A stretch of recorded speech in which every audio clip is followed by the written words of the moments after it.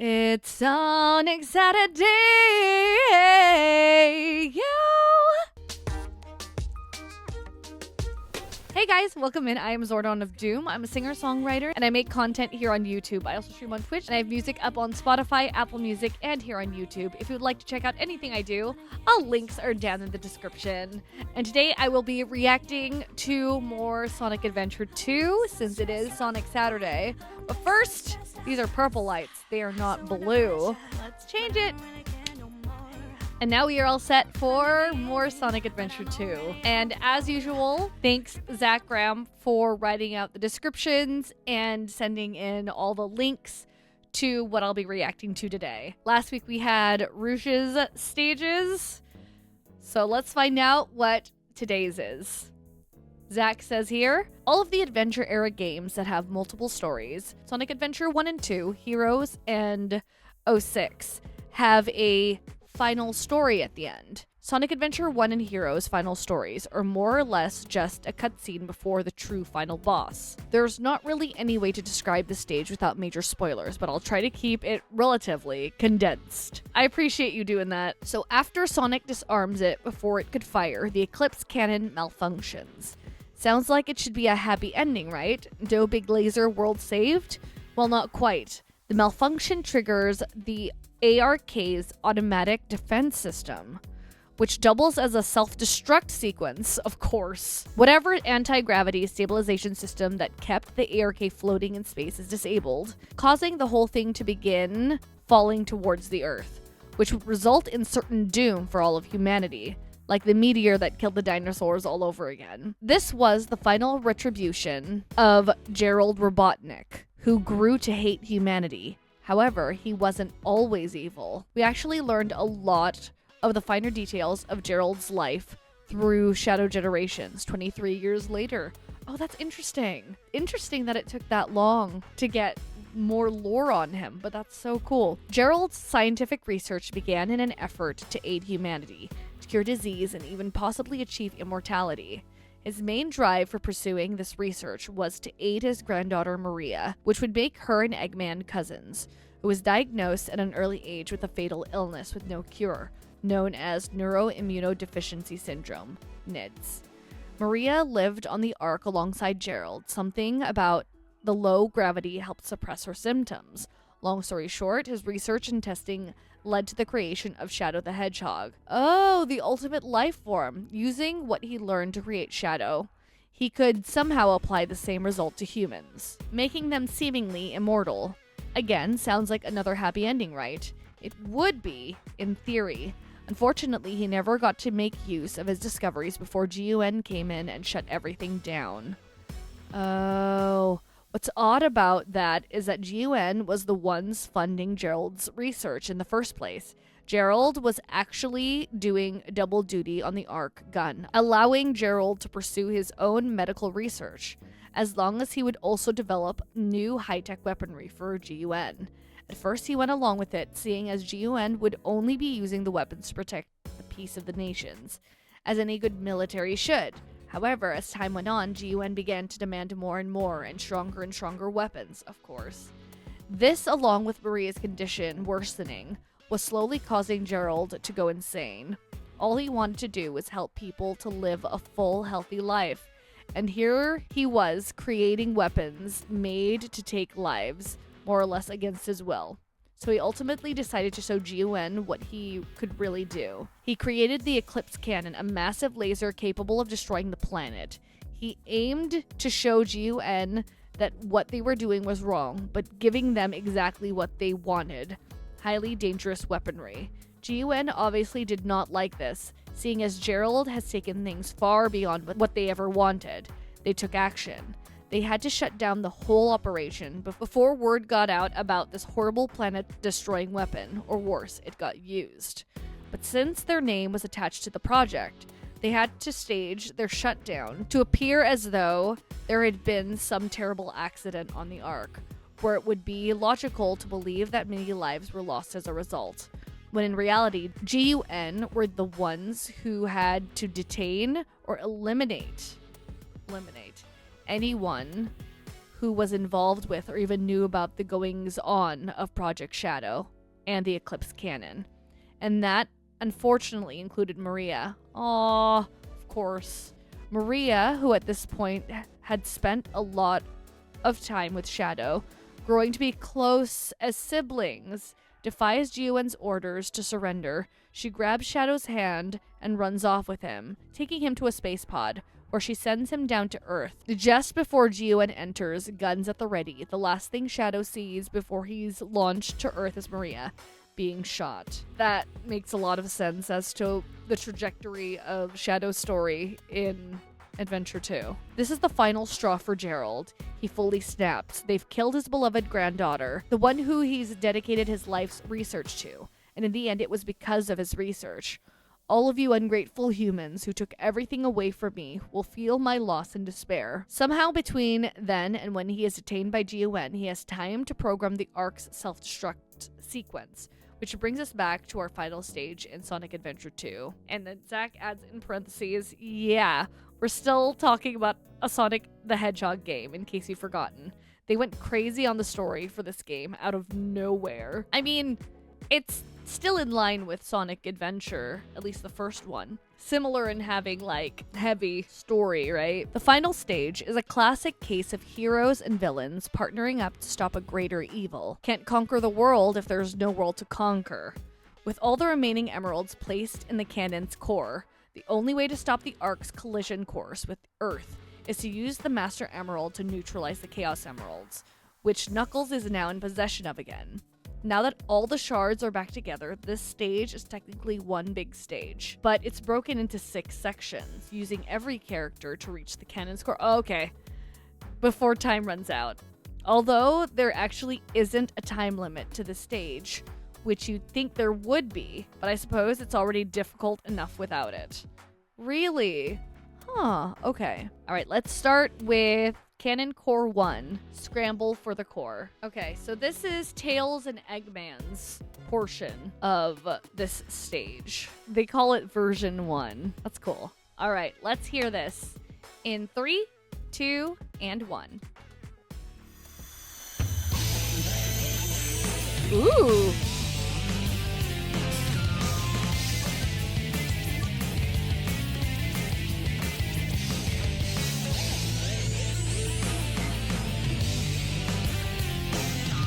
I wonder how different they're gonna sound between the versions.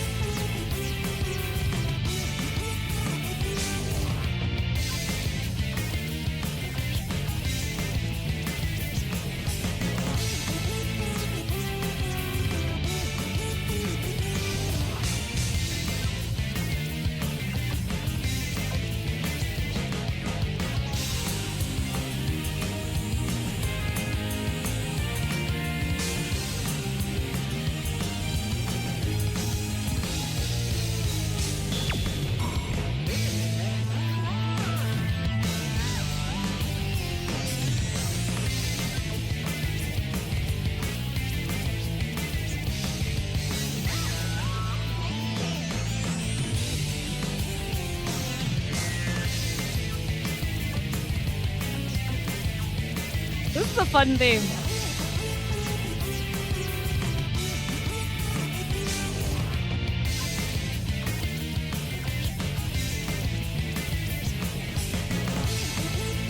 This part, that makes me think that that's Eggman for some reason.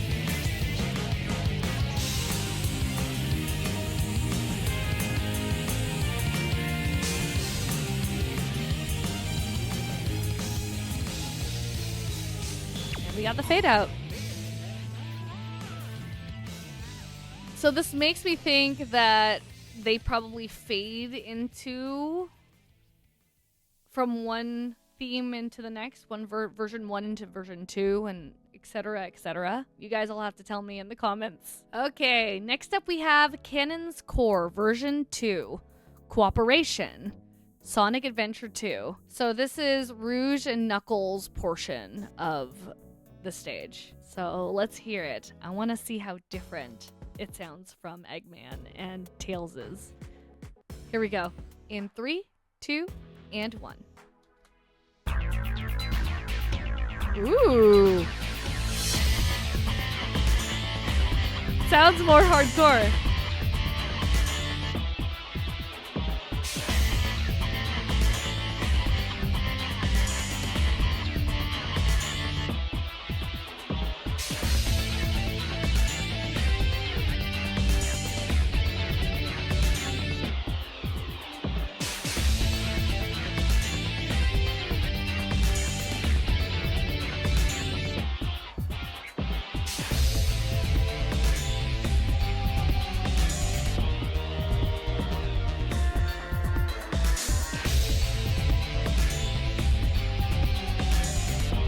I like that they're all like working together.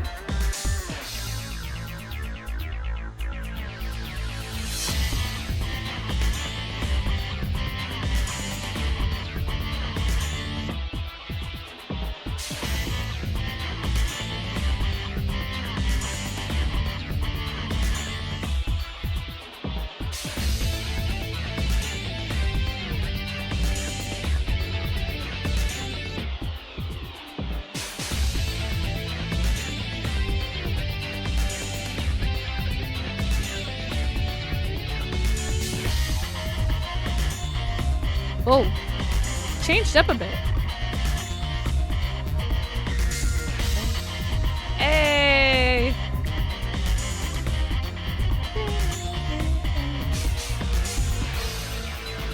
The guitar really shines in this one.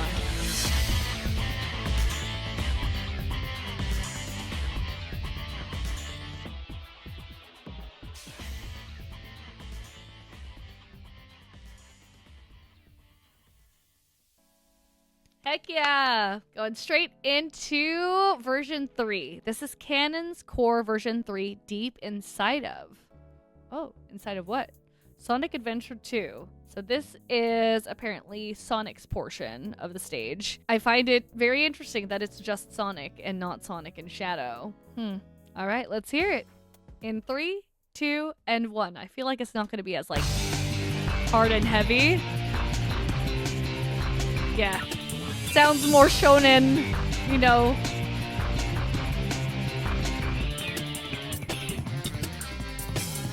It fits the characters, you know?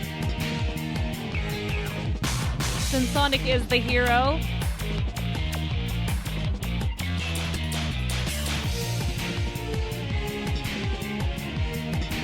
It's like a hopeful hero theme, but with like, hey, we gotta get this done. I wonder where Sonic went. What's the inside? Or the inside the cannon, I guess? Deeper inside the cannon's core? Because all of them are technically in the cannon's core, right? Oh. It felt like it sped up for some reason. But yeah, it's faster than any of the other previous ones because Sonic go fast, right?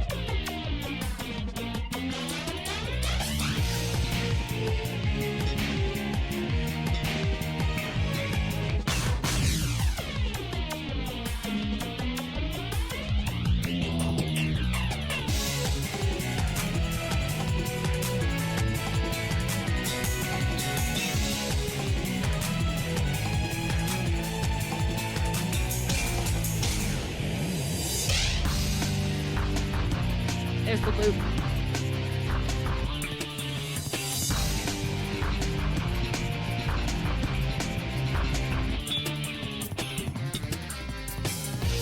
I enjoy that, like, all of the canon core, there's like a motif that sort of plays in all of them, or so far is what I've heard.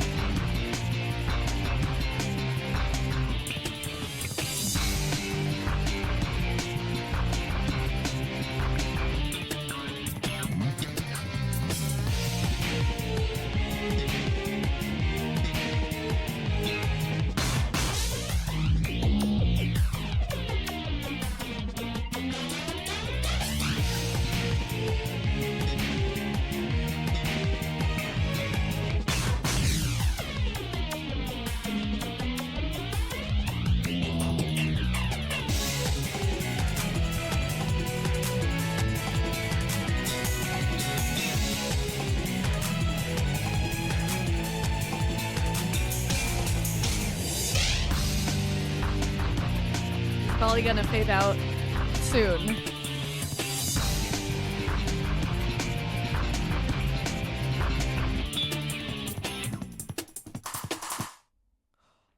No fade out? What? Okay, totally took me by surprise. Excuse me? Okay, before we continue, Zach has more to say. So after Sonic's portion, after Canon Core 3, it seems like the team has finally reached the core. But where is Shadow in all of this? He's still in the observation deck, watching out the window at the impending destruction of humanity, as he still shares the same mindset as Gerald in his final moments. That humanity is who took Maria from him, and they need to suffer the same loss that he felt. That's when Amy arrives. After being left behind again, dang, poor Amy. She finds Shadow and asks him why he's not helping the others.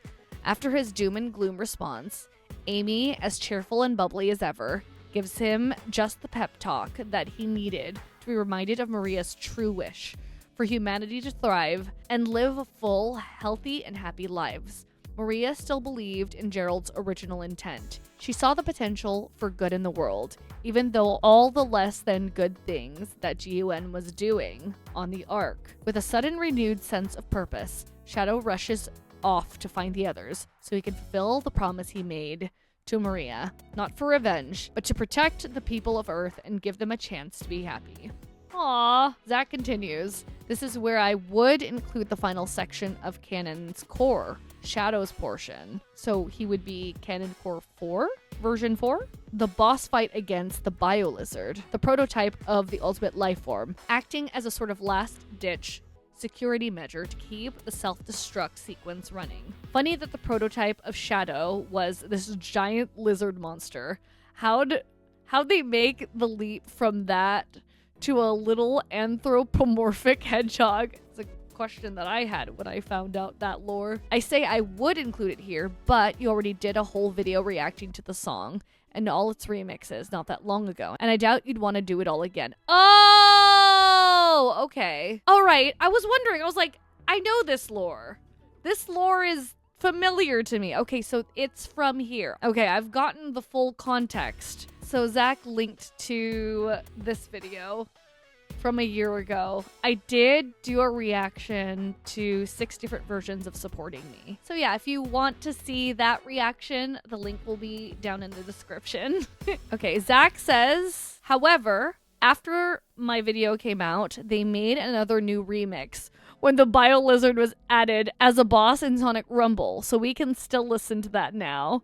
Okay, so this is actually perfect. I get to react to a new version of Supporting Me, this time from Sonic Rumble. So thank you again, Zach, for doing all the research and helping me find these, because I'm pretty sure if I was putting these videos together, I would 110% miss so many songs and so many different versions from each of the games. But yeah, so this is called Co-op Battle, Bio-Lizard Supporting Me Remix from Sonic Rumble. I'm quite excited to hear this because I've heard other Sonic Rumble songs, and if I remember correctly, I've liked them. But yeah, let's check this out in 3, 2, and 1.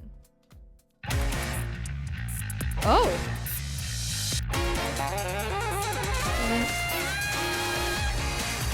Saxophone? I don't remember that in the original.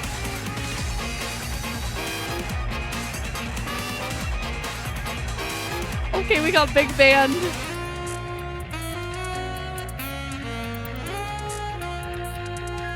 I am loving this version already.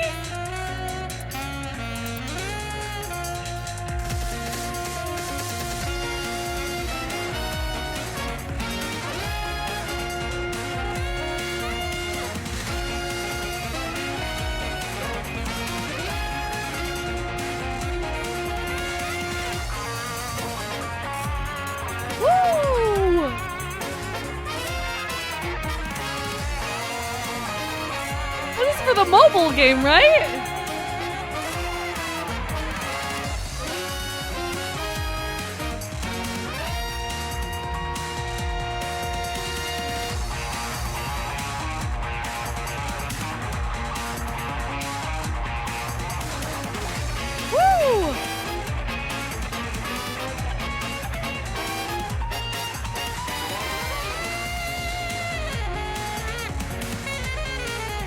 Oh, I'm in love.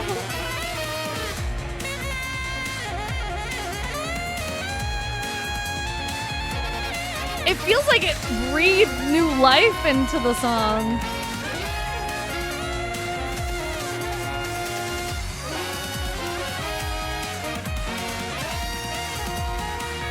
I can actually see the old BioLizard gameplay in my head as I'm listening to this.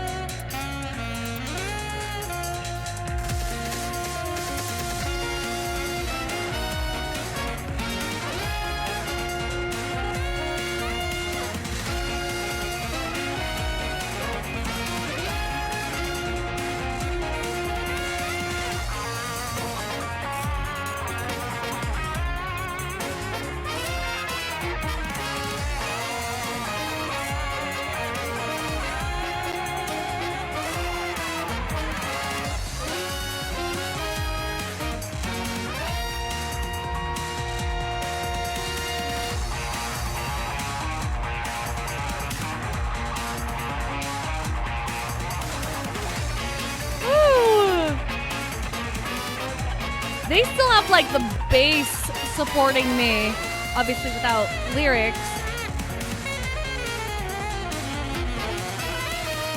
But the added sax piano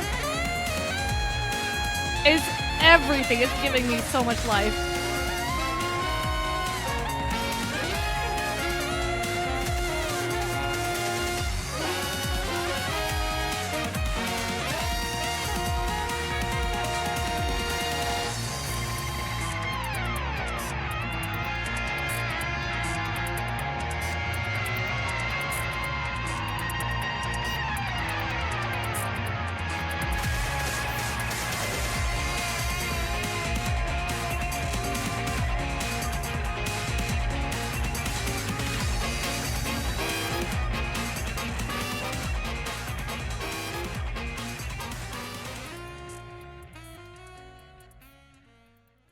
That was excellent. I'm a fan of that version. I'm gonna say that's my favorite version. All right, we have another Supporting Me remix here. This is also from Sonic Rumble. This is Elite Co-op Battle BioLizard. Supporting Me remix. I don't know what Elite means. Is this the harder version of the regular co-op battle? But I don't know how else they're going to change it up. We'll see. In 3, 2, and 1.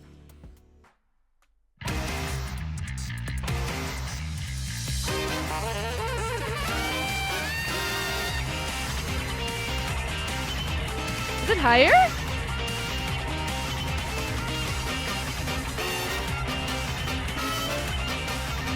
Or faster?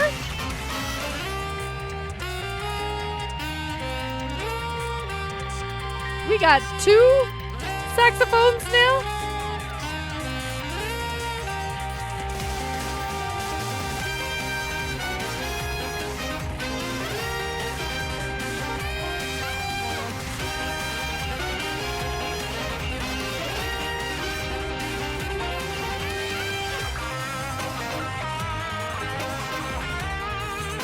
Okay.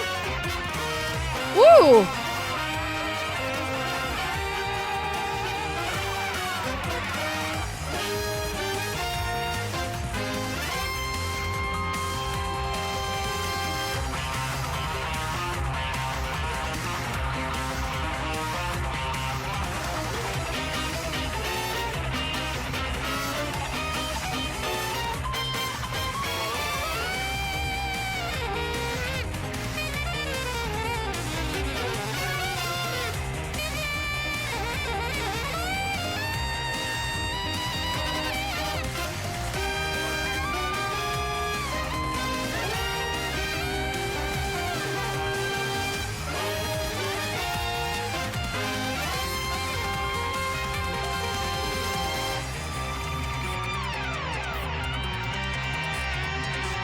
This one has more guitars in it.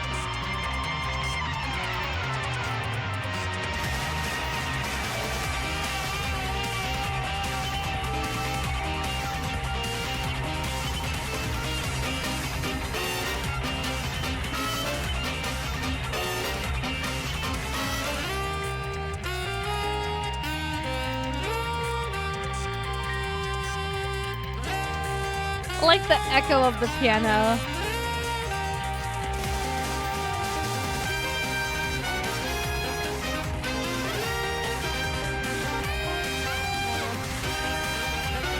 But yeah, this sounds a lot more sinister in a way. Although, when this guitar comes in, ugh.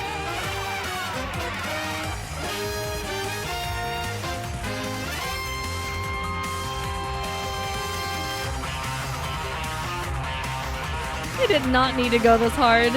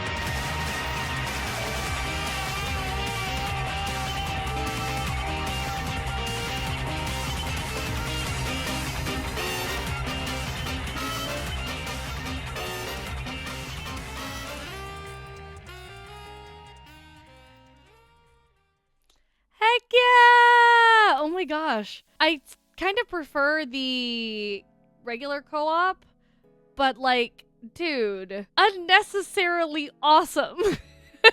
I would like to know your guys' thoughts on these versions, because Sonic Rumble, I know not a lot of people like Big Band, and it might be a little too different from the original, which is a lot, I feel, darker and heavier, but yeah, no, I really like that. All right, that was the last song of this video, but Zach does have a few more words to say at the end of his comment.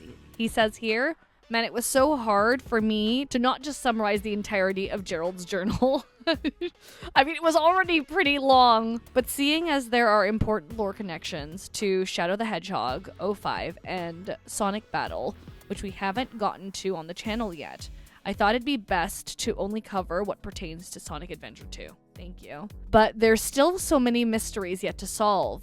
I didn't even mention all the theories about Gerald's two sons or Maria's sister. Oh, there's more? There are more kids. Why did I say it like that? I'm so excited for you to get buried so very deep in lore. The story of Gerald, Maria, Shadow, and the Ark alone is a huge part of the Sonic universe, even though it's only touched on in like 3 games out of who knows how many total Sonic games. It really sounds like it's big. Like, it's been a year, right? And I haven't even played the game, but the BioLizard thing being the technical prototype to Shadow the Hedgehog, that stayed with me. There are certain, like, lore bits that I've absorbed through these videos and because of you guys. And sometimes I forget them because there's just a lot, and I'm very much a visual learner. So seeing the gameplay and also finding out that this lizard and somehow Shadow are related in that way, not obviously not related, but you know what I mean. It's so interesting.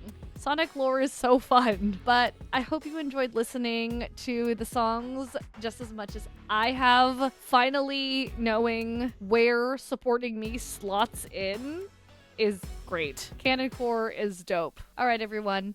I hope you have a wonderful, wonderful rest of your weekend. Don't forget that no matter how it is you are feeling, You are A-W-E-S-O-M-E. You are A-W-E-S-O-M-E. All right, everyone. See you all in the next video or next Sonic Saturday. Bye-bye.